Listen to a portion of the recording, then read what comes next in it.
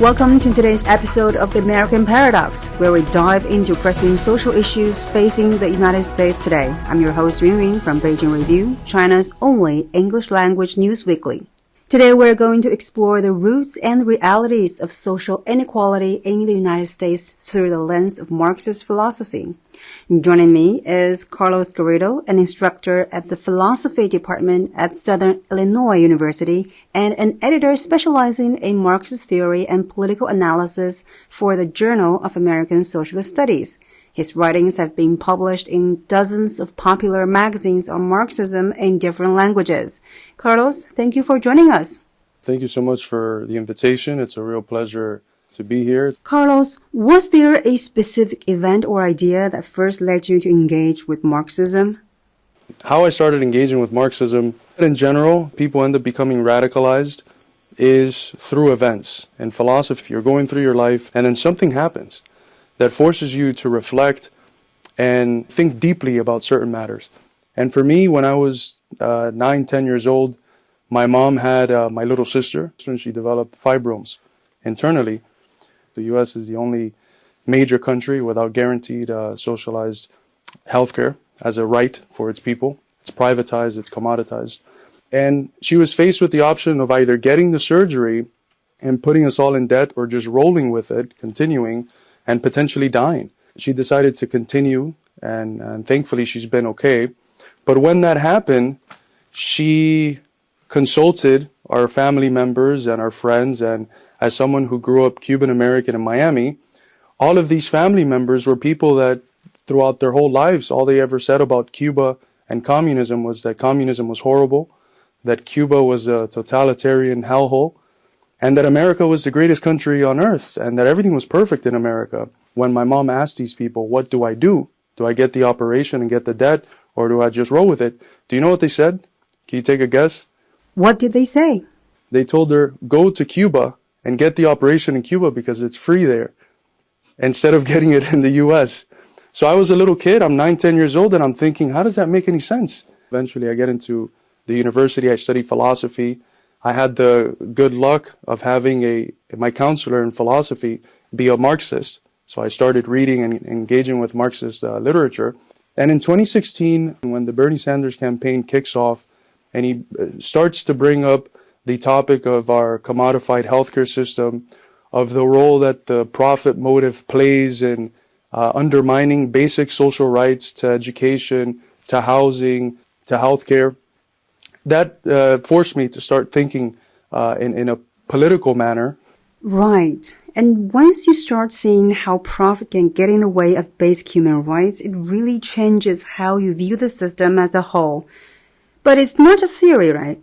It's something we can see and feel every day. And let's talk about what that looks like in real life in today's America. Today we have an America where people are struggling to make ends meet.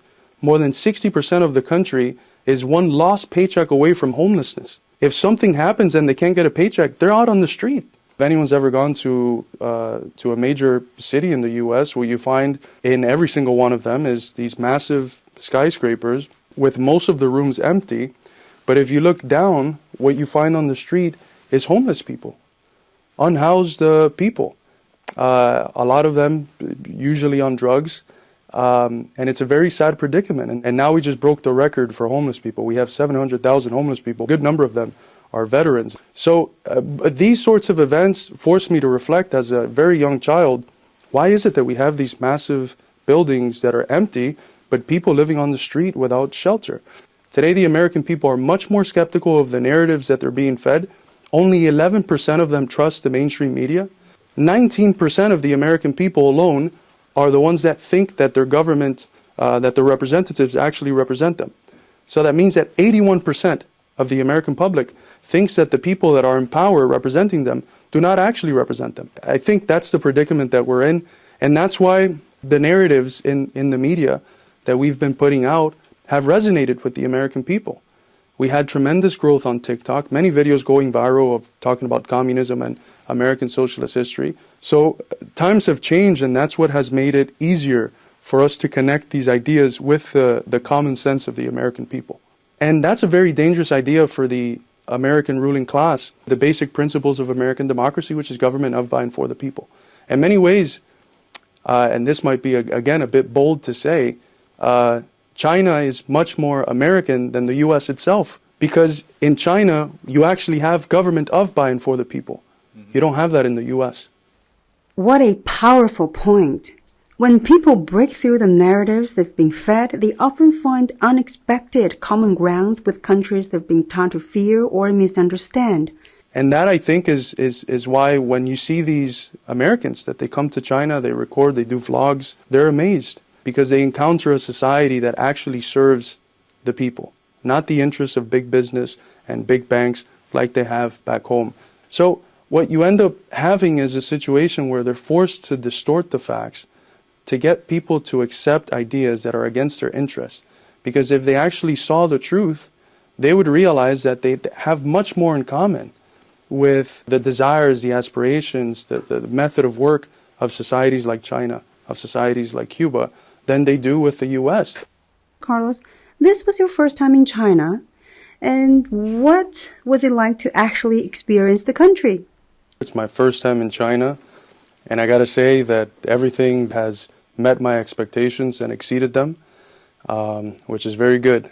And this is why, of course, the U.S. media has to lie about China, because if people come here from the U.S., they realize that what the media tells them is a load of buttocks. It's not true. It's propaganda. They're not based in any reality.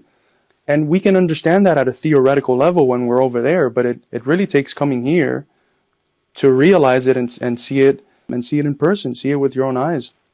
And I'll give an example. I've been here for just a day now, but I've already had experiences that confirm this. One of the things about the U.S., specifically in major cities, but also in the rural parts of the country, is that it's very unsafe, really, for most people, but especially for women, to walk out at night alone. Girls in the U.S. are taught from a very young age that they shouldn't be out at night alone because it's unsafe. I mean, in the whole Midwest, there's this system of trafficking women that's horrendous. And no one talks about it. That's the other thing. No one in the political class talks about it. But in China, in just the night that I've been able to be here, I've seen countless, dozens and dozens of women walking in the streets at night alone. And they look perfectly fine. There's no fear. They're not turning around to look what's behind. They're just walking peacefully. And that sense of security is extremely meaningful, I think. That's an important component to having peace and prosperity in your life. What good do you have if you have economic prosperity, but you have insecurity, if you don't know if you're going to get mugged in one corner or harassed or something perhaps worse? So I've been able to notice that in just half a day that I've been here. So I really urge Americans, now that there's this new option with them being able to travel here without a visa, to come see China with their own eyes, what this system has been able to build. And that's why the U.S. has to fearmonger. Because if China was what the U.S. said it was, right, who would want to come? It'd be a very scary place to come. But it's not that. And that's why it's important for us to communicate the truth and push back against the all-out media assault that we see online against China. And that's exactly why sharing honest, first-hand experience is crucial. When you actually see what the system has built, it challenges the fear-driven narratives fed by the Western media.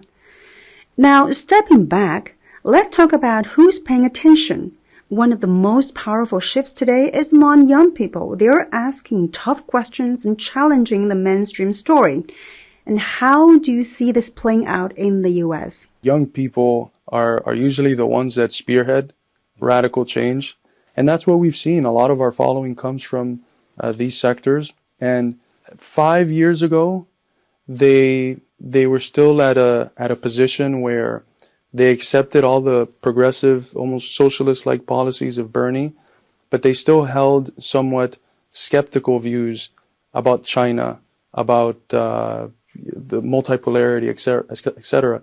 But it's transformed incredibly over the last 3 to 4 years because they've caught on to the logic, which is that really whatever the U.S. media is telling you about a country, it's usually not true. They're just telling you what they need you to think so that you give the thumbs up to them operating in the ways that they operate in a very imperialist manner abroad. So, to quote someone who's not in our tradition, George Bush, fool me once, shame on you, fool me twice, well, you can't get fooled again. And that's where young people are at. They're not being fooled by these lies and the ways in which their parents or grandparents are. So, what we've heard today is more than just one person's journey into Marxist thought.